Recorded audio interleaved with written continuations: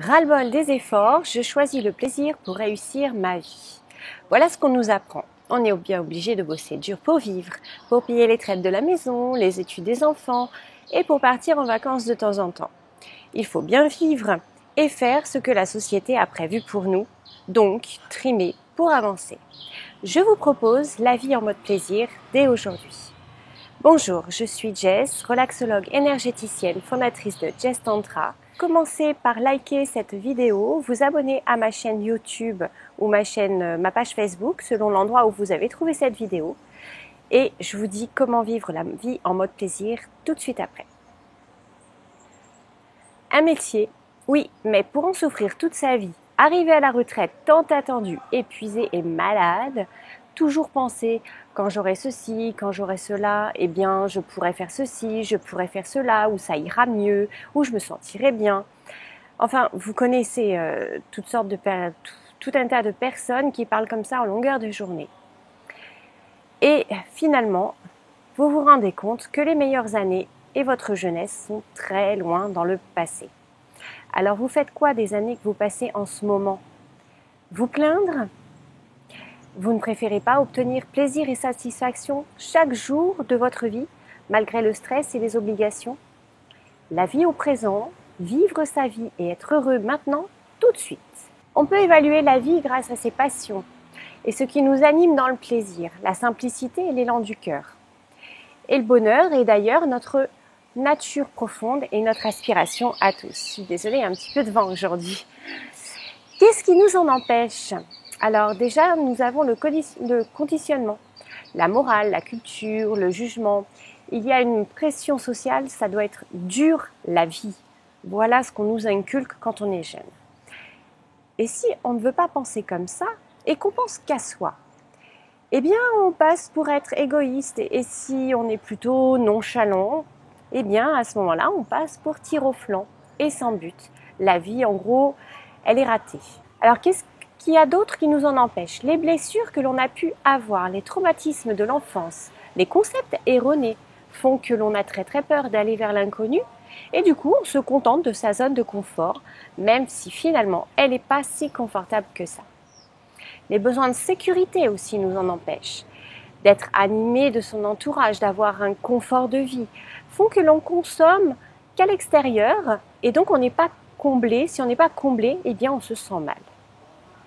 En fait, la société nous pousse à ce besoin de consommation et il faut donc toujours plus et plus d'argent pour être comblé et donc pour ça, travailler plus. C'est aussi une société de performance. La concurrence est dure, il faut se dépasser par l'effort incessant pour être quelqu'un, il faut bosser dur.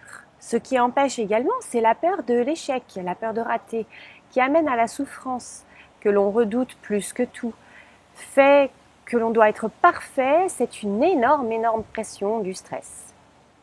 Alors, le plaisir, qu'est-ce que c'est? Eh bien, c'est vivre ses passions comme un artiste, c'est un gros moteur de motivation. Avoir du plaisir, c'est chimique. Les hormones libérées, la dopamine, la sérotonine, les endorphines, font qu'on se sente bien. Et plus on y a recours, et bien plus on en veut. Mais du coup, là, on est dans un cercle vertueux. Mettre de la joie sur ce que l'on n'aime pas faire en pensant que l'on fait don de soi pour aider les autres, leur faire du bien. On se sent utile, c'est joyeux. Par exemple, vous n'aimez pas faire le ménage, mais qu'est-ce que c'est sympa de vivre dans une maison bien propre et qui sent bon. Vivre la vie en mode plaisir, c'est un mode de vie. Une manière d'être en joie pour obtenir un agrandissement de son être et s'ouvrir à l'expansion. C'est quotidien, c'est une philosophie. Comment vivre en mode plaisir? Suivre ses élans intérieurs, donner libre cours à ses envies, à son énergie, avoir envie de se faire plaisir quoi qu'il arrive et être dans la quête du bonheur. Donc nous avons 3 facettes principales. Vous avez le plaisir comme un fruit, votre chemin d'évolution, et le plaisir ici et maintenant, quoi qu'il se passe. Alors le plaisir comme un fruit, qu'est-ce que c'est? On obtient satisfaction quand on réalise un objectif. On jouit du résultat. Ok, mais c'est du plaisir conditionnel tout ça. C'est quand j'aurai fait ceci, quand j'aurai cela, ou quand j'aurai fait cette chose, à ce moment-là, me sentirai mieux, ça ira mieux, ça va mieux se passer, je serai très bien, je serai heureuse. Bref, c'est toujours plus tard, après, et pour l'obtenir, le chemin est parfois très très compliqué. Si toutefois on l'atteint, cet objectif, le plaisir est éphémère. Il ne dure pas et on veut à nouveau atteindre un nouvel objectif. C'est comme je veux acheter une nouvelle voiture, ça fait 1 an que vous y pensez, ça fait 6 mois que vous êtes à la recherche, vous l'avez enfin trouvé. Eh bien, au bout de quelques jours, quelques semaines, quelques mois, votre voiture, voilà, hein, ce sera devenu votre quotidien et vous aurez envie d'autre chose. Et si vous fermez les yeux, là, tout de suite, ici et maintenant, et que vous imaginez avoir déjà atteint votre objectif. Donc cette voiture, vous ne l'avez pas, mais vous vous imaginez que vous l'avez. Visualisez cela. Ressentez tout de suite la joie que vous en aurez. Faites-le vraiment. Si vous ressentez un bonheur fou, alors allez-y, faites les étapes en ressentant à chaque instant ce bonheur de l'avoir déjà. Si vous ne ressentez pas un tel bonheur, alors votre choix n'est peut-être pas le bon et le reconsidérer peut vous faire gagner du temps et des déceptions. Ensuite, votre chemin d'évolution. Alors, le plaisir n'est pas nécessairement dans la réalisation de l'objectif. Par exemple, vous décidez d'atteindre le sommet de cette montagne si difficile à gravir, vous pouvez prendre du plaisir à chaque pas que vous faites. Prenez le temps de regarder la vue magnifique plutôt que vos chaussures, d'écouter les bruits du vent, d'ailleurs on en a un petit peu, et des animaux plutôt que de focaliser sur votre ampoule au pied, de sentir les odeurs de la nature, de vous apercevoir que finalement cet objectif devient une promenade sensuelle et merveilleuse qui vous comble. Et le sommet en fait deviendra juste la cerise sur le gâteau. Chaque jour, vous devez être satisfait de ce que vous avez fait, même si finalement à vos yeux ou aux yeux de votre entourage, c'est rien du tout. Et vous devez aussi prendre le temps de regarder les petits bonheurs que vous ne verriez pas en fait sous la pression. Avec cette attitude, les obstacles de la vie seront plus fluides et plus faciles à aborder. Alors, utilisez le plaisir pour s'accomplir.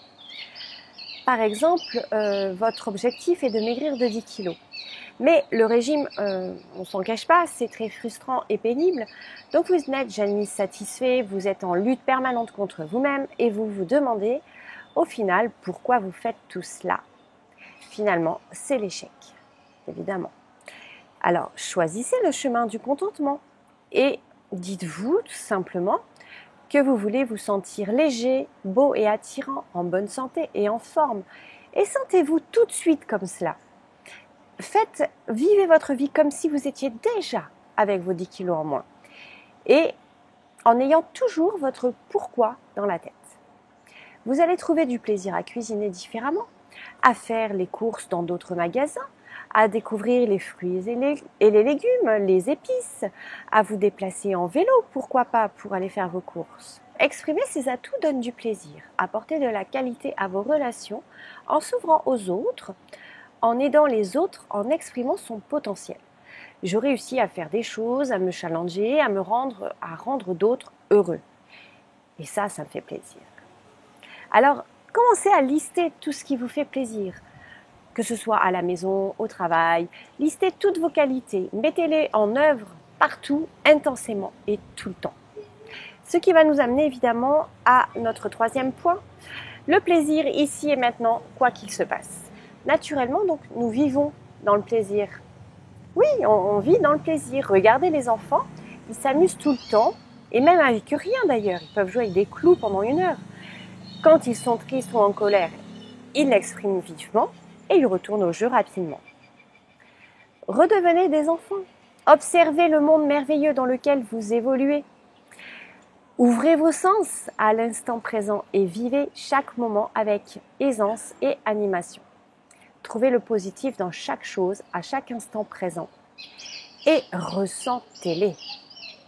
Imaginez la pluie, écoutez son bruit, levez le visage pour la sentir couler sur vos joues. Dansez nu sous la pluie, c'est vraiment intense, hein, je vous assure. C'est un changement d'attitude intérieure en fait, qui nous détend et nous ouvre petit à petit à la vie. Imaginez en plein bouchon, sur le périph' à Paris, respirez, observez votre corps et ses tensions, chantez, souriez aux autres conducteurs. Ce désagrément passera en joie et vous serez sûrement en retard, c'est sûr, mais disponible de suite quand vous arriverez. Car combien de temps vous pensez qu'il vous aurait fallu pour revenir à un état normal après un tel stress ? Et votre corps ne serait-il pas en douleur et complètement tendu ? De la conscience à la félicité. Incarnez la vie, soyez vivant et en plaisir à chaque instant. Du coup, vous avez plus confiance en vous et l'objectif vous paraîtra vraiment beaucoup plus facile. Vous entrez complètement dans le cercle vertueux. Personnellement, ma pratique quotidienne du tantra m'amène à la conscience et à l'incarnation dans la vie. Voici 3 composantes essentielles de cette philosophie qui permettent d'amorcer le cercle vertueux de la vie en mode plaisir. Donc nous avons d'une part la conscience, l'amour et la vivance. Alors pour la conscience, c'est permettre de repérer nos croyances, nos schémas répétitifs, nos blocages et ainsi pouvoir nous ouvrir en prenant plus de recul, en ayant une vision plus large sur les choses qui nous coincent.